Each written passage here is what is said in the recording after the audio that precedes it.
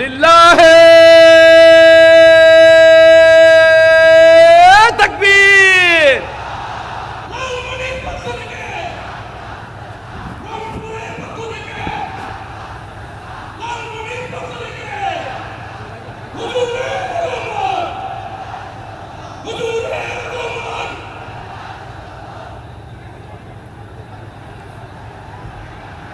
আমি একটু দেখতে চাই যে রংপুর বিভাগের কে কোন জেলা থেকে আপনারা এসেছেন। কুড়িগ্রাম থেকে কারা এসেছেন দেখি, কুড়িগ্রাম। মাশাআল্লাহ মাশাআল্লাহ। আচ্ছা, গাইবান্ধা জেলার কে আসছেন? গাইবান্ধা, মাশাআল্লাহ। ঠাকুরগাঁও অনেকে আসছেন। দিনাজপুর জেলা থেকে মাশাআল্লাহ। নীলফামারী আছে। লালমনিরহাটের কারা দেখি, লালমনিরহাট।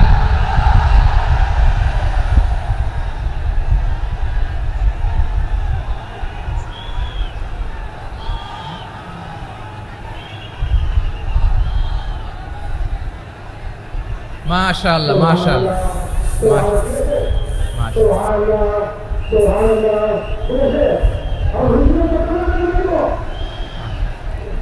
ঠিক আছে ঠিক আছে। আচ্ছা, এই রংপুর বিভাগের বাইরে থেকে অন্য জেলার কারা কারা আসছেন দেখি। তাও আছে অনেকে, মাশাআল্লাহ। ঠিক আছে ঠিক আছে।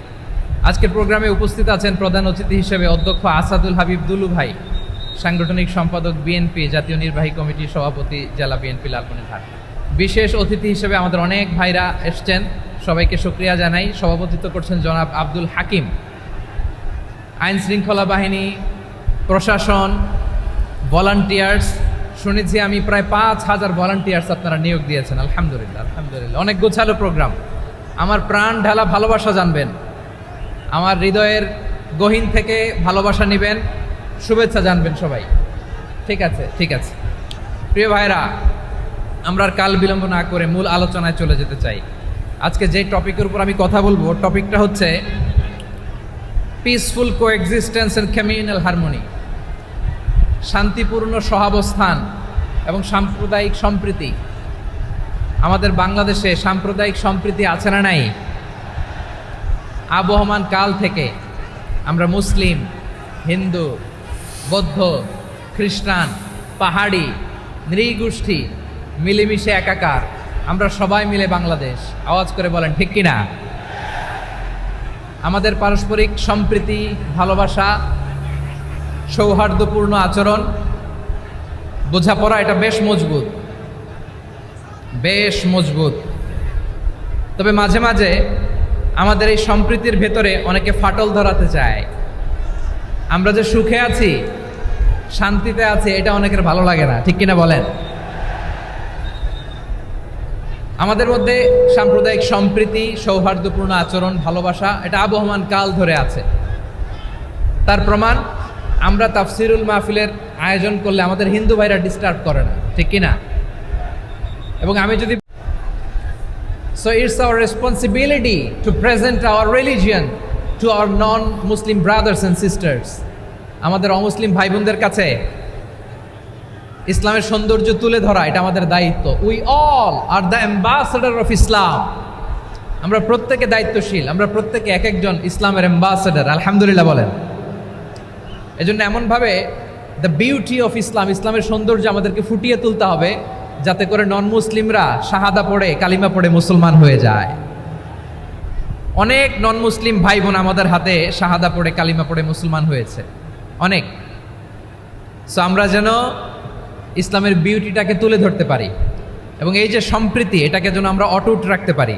আদতে আদতে বাংলাদেশের ইতিহাস বলে আমাদের দেশে কোনো দাঙ্গা নাই, আছে?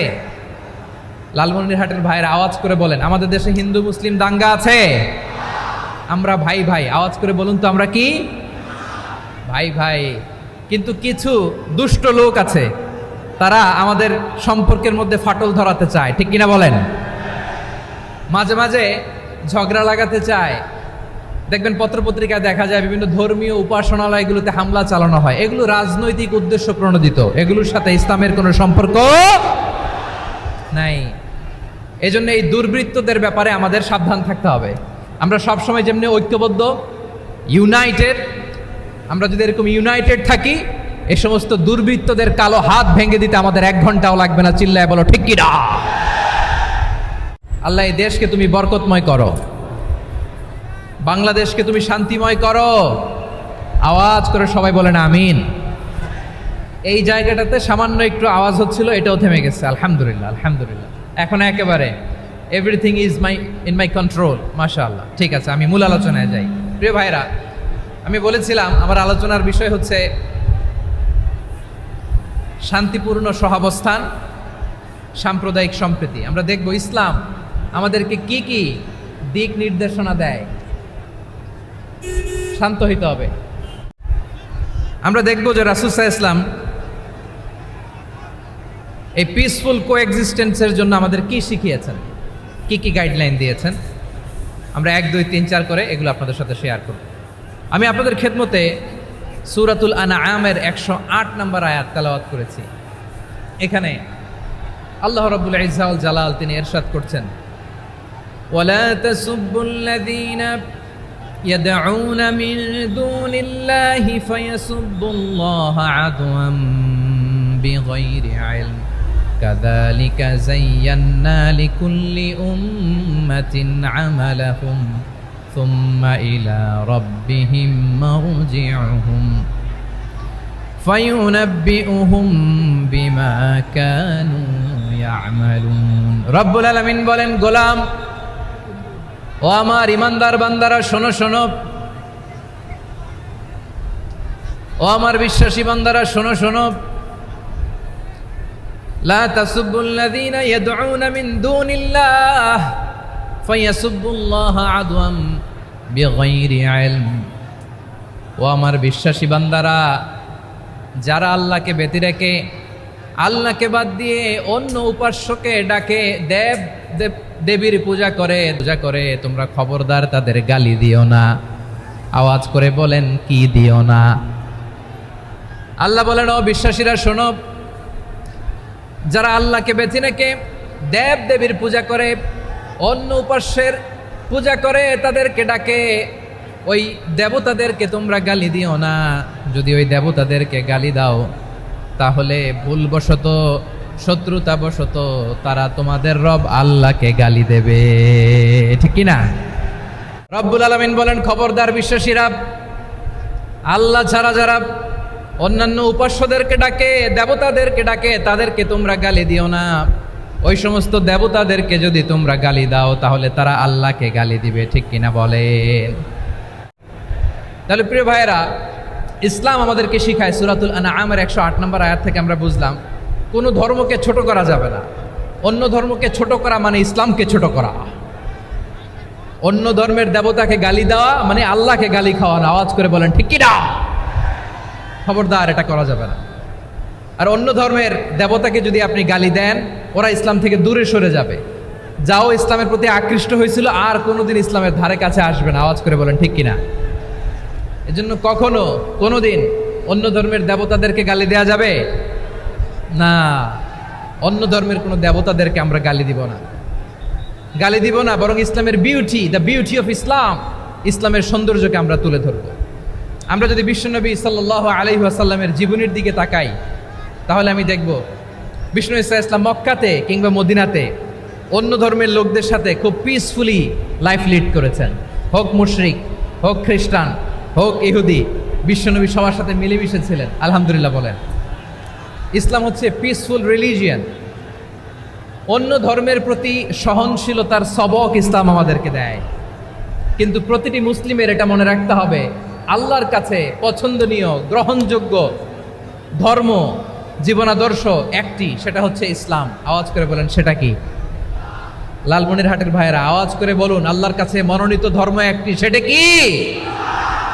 এজন্য রব্বুল আলামিন বলেন, ইন্নাদ-দীনা ইনদাল্লাহিল ইসলাম, আল্লাহর কাছে মনোনীত গ্রহণযোগ্য অ্যাকসেপ্টেড ধর্ম মতাদর্শ একটা, সেটা হলো ইসলাম। ইসলাম ছাড়া অন্য কোনো ধর্ম যদি কেউ তালাশ করে, তার ওই ধর্ম আল্লাহ গ্রহণ করবে না। ওমাই ইয়াবতাগি গায়রাল ইসলামি দীনান ফালাই ইউকবালা মিন ওয়া হুয়া ফিল আখিরাতি মিনাল খাসিরিন।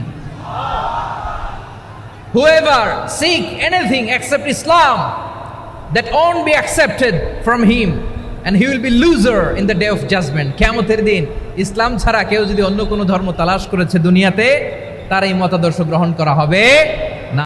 এজন্য ইসলাম পেয়ে আমরা খুশি না বেজার?